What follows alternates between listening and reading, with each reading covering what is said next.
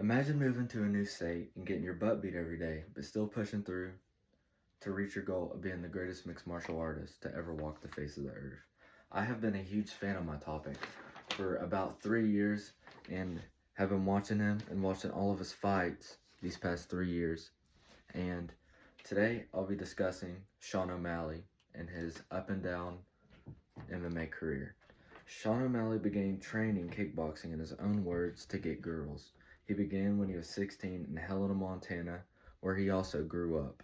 He eventually took the liking of mixed martial arts, where he would begin his MMA career as an amateur, going 9-2 with several knockouts. He still needed to work on his ground game, with his only two losses being by submission. When he was only 19 years old, he was approached by a man named Tim Welch to go train with his gym called the MMA Lab in Arizona. Sean O'Malley agreed and moved down there to Arizona to pursue his MMA career. Tim Welch is a man who was also an MMA fighter and trained in the MMA promotion Bellator, where he was not the best guy in the world, but still he was known, and especially where Sean O'Malley was from, Montana. Sean O'Malley definitely wanted to train with guys like Benson Henderson and Tim Welch and Tinquinho and people like that. Even though Sean O'Malley was getting beat every day in the gym, he still continued his MMA career and started his professional career in March of 2015. In Sean's first 6 fights, he went undefeated with a perfect record of 6-0 with 4 knockouts, 1 submission, and 1 decision. Now that I have explained the start of Sean O'Malley's career, I'll explain his transition into the UFC. In 2017, Sean O'Malley got the call to be on Dana White's inaugural season of Dana White's Contender Series, which, if you have a good enough performance, you'll be in the UFC. Sean O'Malley got a big finish on the show against a guy named Alfred Kazakian in the first round and completed his dream of being in the UFC. Even Sean O'Malley was impressed with his performance.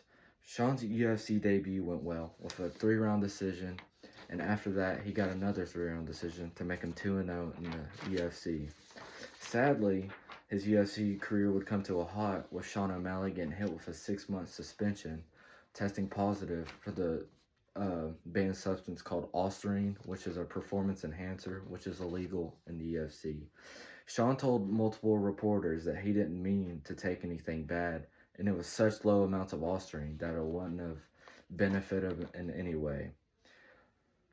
Sean took some time off and recovered from injuries and tried to get better over this break. Now that I've explained his transition to the UFC, I will explain his rise to being champ.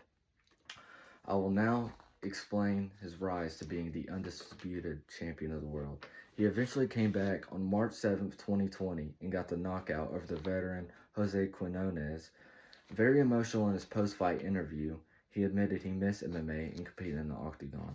Sean O'Malley came back 3 months later and knocked out Eddie Wineland in the very first round. But sadly, this is the end of the undefeated Sean O'Malley. He faced a veteran in his toughest test yet named Marlon Chito Vera.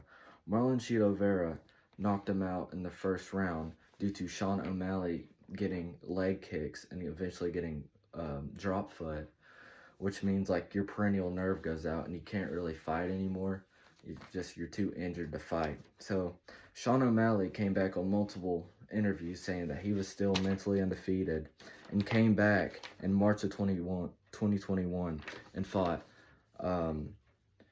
Thomas Almeida. And Thomas Almeida was a very good guy. He's ranked pretty high in the bantamweight rankings still. And Sean O'Malley knocked him out in the 3rd round. Sean O'Malley would knock out his next 2 opponents and eventually fighting another veteran, and he was number 7 ranked in the bantamweight division, Pedro Munoz.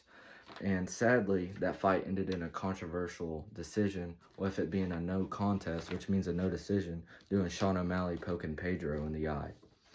Sean O'Malley would be lucky because he'd come back in October and fight the number 1 ranked bantamweight in the world, Peter Yan. And Sean O'Malley won that fight by split decision, which means 2 judges gave it to Sean and 1 gave it to Peter Yan. Sean O'Malley would get matched up with now the champion, Aljamain Sterling. In August of 2023, Sean O'Malley knocked out Aljo in the second round to become the UFC Bantamweight Champion of the world.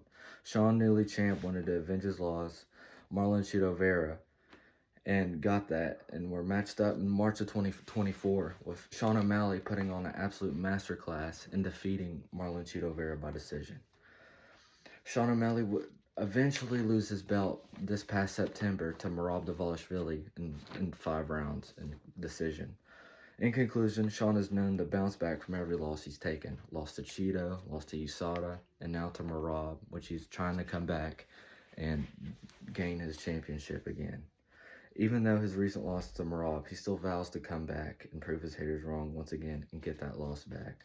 A quote from Sean O'Malley: "I just want to give it my all, so at least I can try to say I tried to be the greatest of all time."